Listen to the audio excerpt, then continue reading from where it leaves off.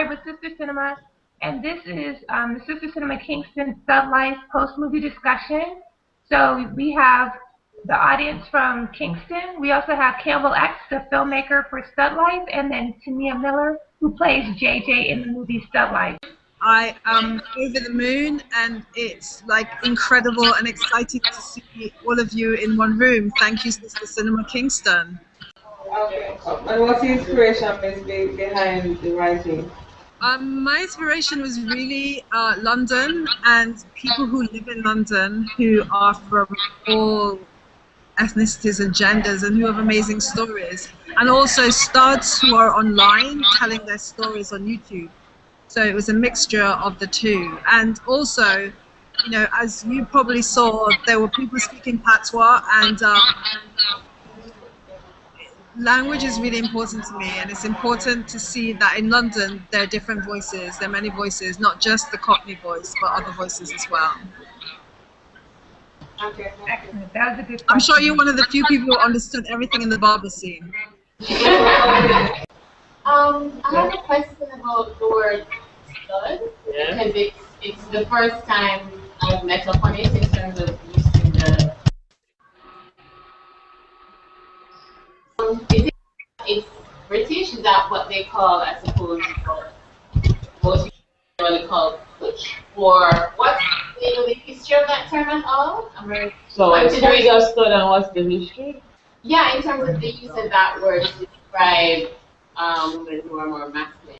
Oh, that's a really good question. Stud is actually African American slang for masculine of center woman. And I think it started in the 60s maybe, or even earlier. And it's only come into more general use because of the internet. Whereas before you used to have to read a history book or be part of African American or people of color communities to know about it, which is really the term used by white people. And that, of course, because they tell loads of stories, becomes more the current word to use.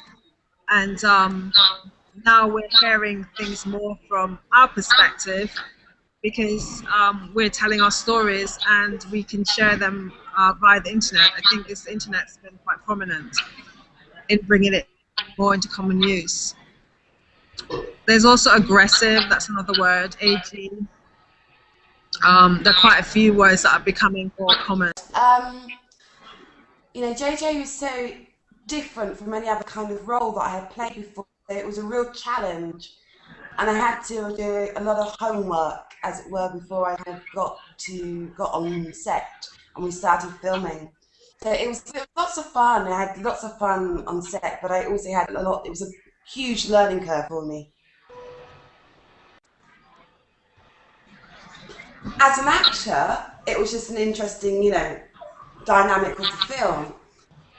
As JJ, also as an actor, when I was in rehearsal, Campbell asked me to do some what's called method acting, and I wore a chest binder.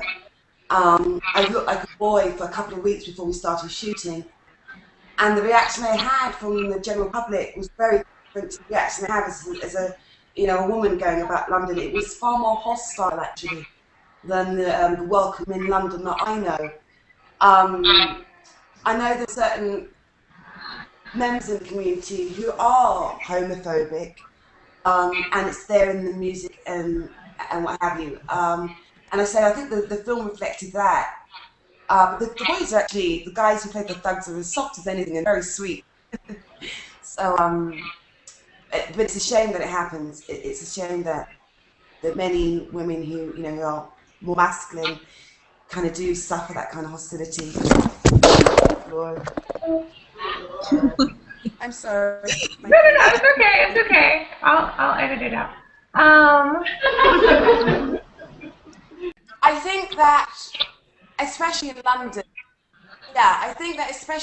there are all kinds of sects that we have, and especially it seems on the gay scene that people aren't afraid of expressing themselves, so there aren't as many taboos, and I think because we're exposed to so much in London that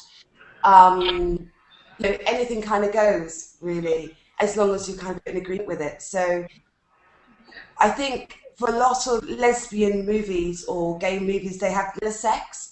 And I think Campbell, if I can speak for you here, Campbell didn't do that in her film. She didn't want to shoot lesbian sex from a very male point of view.